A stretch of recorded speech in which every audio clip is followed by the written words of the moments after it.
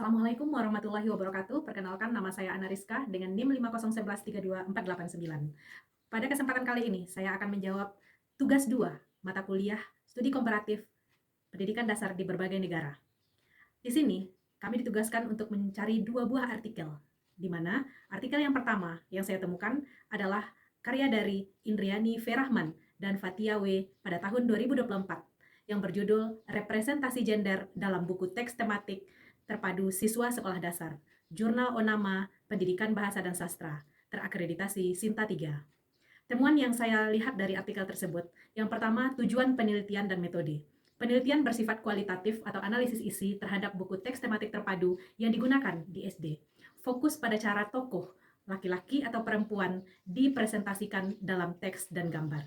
Yang kedua, kategori analisis yang dipakai. Penulis menganalisis beberapa aspek, frekuensi kemunculan tokoh laki-laki dan perempuan, fierceness, siapa yang disebut terlebih dahulu, kemudian jenis peran atau aktivitas yang ditampilkan, kemudian kata sifat yang melekat pada tokoh, dan ilustrasi pendukung.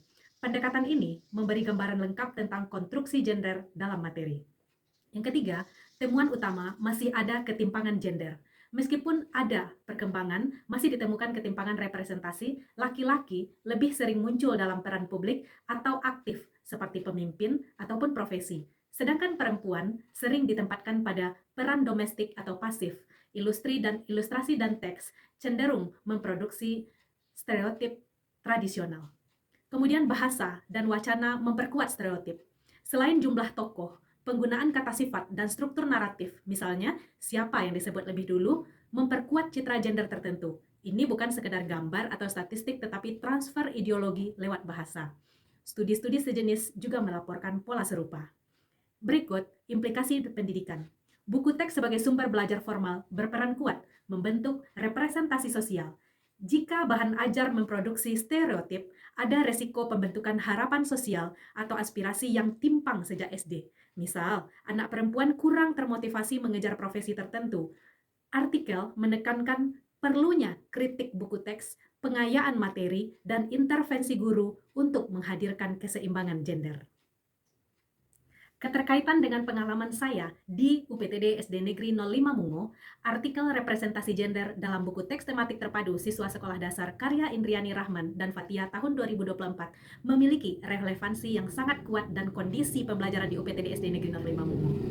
Artikel tersebut menyoroti masih adanya ketimpangan representasi gender dalam buku teks di mana tokoh laki-laki lebih sering ditampilkan sebagai sosok aktif, pemimpin, dan berperan di ranah publik, sedangkan tokoh perempuan cenderung digambarkan dalam peran domestik.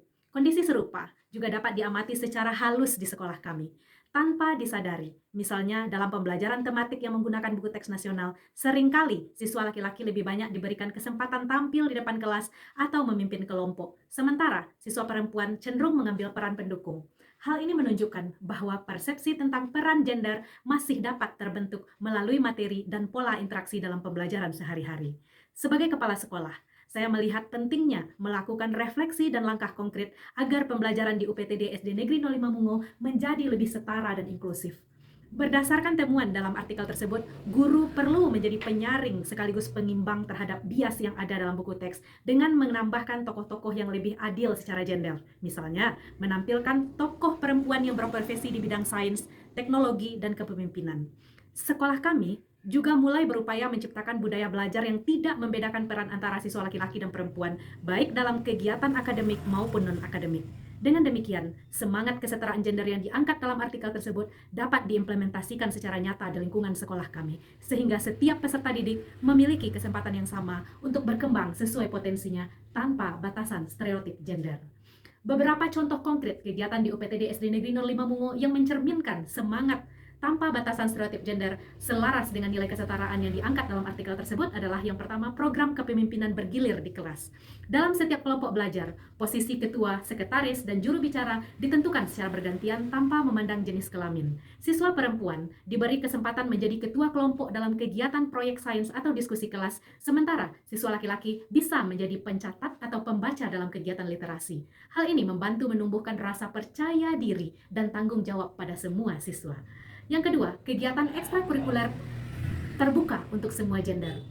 Sekolah memberikan kebebasan kepada siswa untuk memilih ekstrakurikuler sesuai minat, bukan berdasarkan stereotip.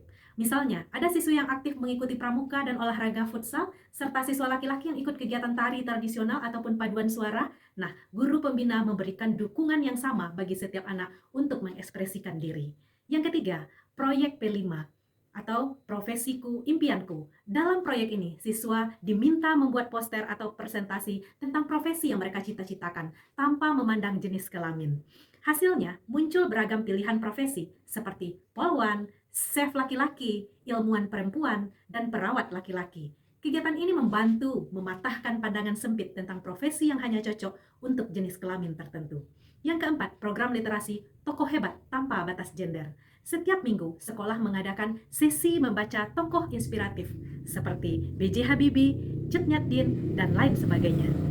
Setelah membaca, siswa berdiskusi tentang kontribusi tokoh tersebut tanpa menilai berdasarkan gender, tetapi berdasarkan nilai perjuangan dan kontribusinya terhadap bangsa. Yang terakhir, kegiatan gotong royong dan kebersihan sekolah. Dalam kegiatan Jumat Bersih, semua siswa dilibatkan dalam pekerjaan yang sama tanpa pembedaan antara pekerjaan laki-laki dan pekerjaan perempuan. Baik menyapu, mencabut rumput, atau merapikan taman dilakukan secara bersama-sama dalam kelompok campuran. Melalui kegiatan-kegiatan tersebut, UPTD SD Negeri 05 Mungo berupaya membangun budaya sekolah yang adil, inklusif, dan menghargai setiap individu berdasarkan kemampuan dan karakter, bukan berdasarkan jenis kelamin. Ini menjadi langkah nyata dalam menerapkan pendidikan berkeadilan gender sejak dini.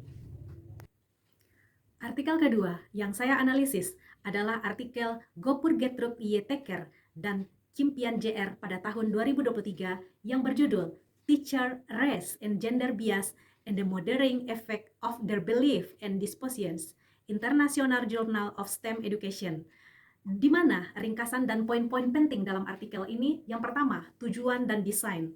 Penelitian ini menggunakan eksperimen terpregresir, di mana rata-rata 458 guru di Amerika Serikat di mana-mana menunjukkan gender dan ras berbeda. Ditempelkan pada jawaban soal matematika yang sama. Guru diminta menilai kebenaran jawaban, upaya, dan kemampuan matematika siswa. Desain ini memungkinkan deteksi bias yang muncul hanya karena label nama, bukan kualitas jawaban. Temuan utama dari artikel ini, untuk kebenaran jawaban, guru tidak menunjukkan perbedaan sistematis berdasarkan gender atau ras, yakni mereka menilai correction secara objektif. Namun ketika jawaban ambigu atau tidak sepenuhnya benar, guru cenderung memberikan penilaian kemampuan lebih tinggi kepada siswa laki-laki dibanding perempuan meskipun kerja yang sama dinilai sama benar. Jadi, bias muncul khusus pada penilaian kemampuan atau atribusi, bukan pada penilaian faktual. Moderator penting, keyakinan guru bahwa ketidaksetaraan gender sudah tidak ada lagi. Modern sexist belief dan disposisi seperti match anxiety memoderisasi bias guru dalam pandangan tersebut lebih mungkin memberi nilai kemampuan lebih tinggi kepada laki-laki. Dengan kata lain, sikap dan kecemasan guru mempengaruhi munculnya bias.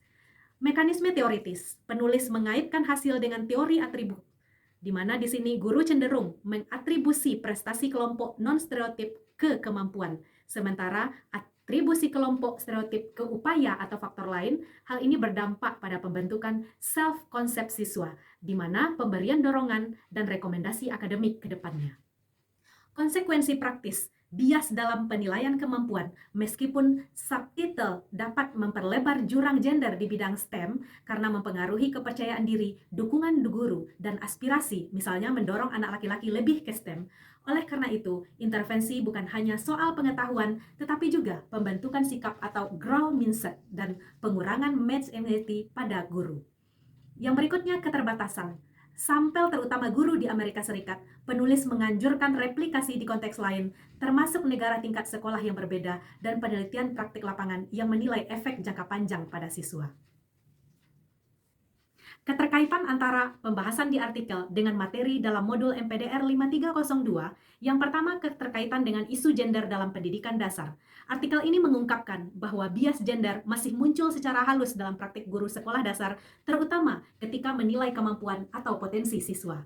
Walaupun guru menilai jawaban yang benar secara objektif, mereka cenderung menilai kemampuan siswa laki-laki lebih tinggi dibanding perempuan saat jawaban tidak sempurna. Hal ini menunjukkan bahwa isu gender bukan hanya soal akses pendidikan, tetapi juga tertanam dalam pola pikir dan cara guru memberikan penilaian, pujian, dan ekspektasi.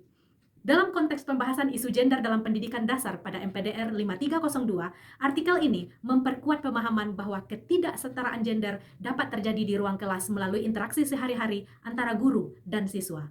Guru tanpa sadar memperkuat stereotip bahwa anak laki-laki lebih berbakat dalam sains atau matematika, sedangkan anak perempuan hanya rajin. Oleh karena itu, guru perlu dilatih memiliki kesadaran gender atau gender awareness agar pembelajaran menjadi benar-benar adil, setara, dan berpihak kepada semua murid.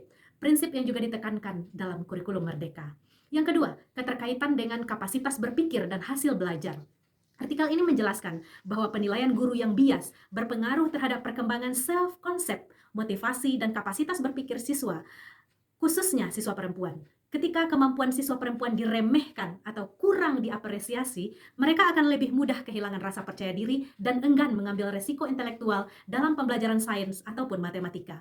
Akibatnya, kapasitas berpikir dan hasil belajar siswa perempuan bisa terhambat bukan karena kemampuan kognitifnya yang rendah, tapi karena lingkungan belajar yang tidak mendukung. Hal ini sejalan dengan pembahasan pada MPDR 5302 yang menekankan bahwa hasil belajar bukan hanya ditentukan oleh kemampuan akademik, tetapi juga oleh pengalaman sosial dan budaya di sekolah.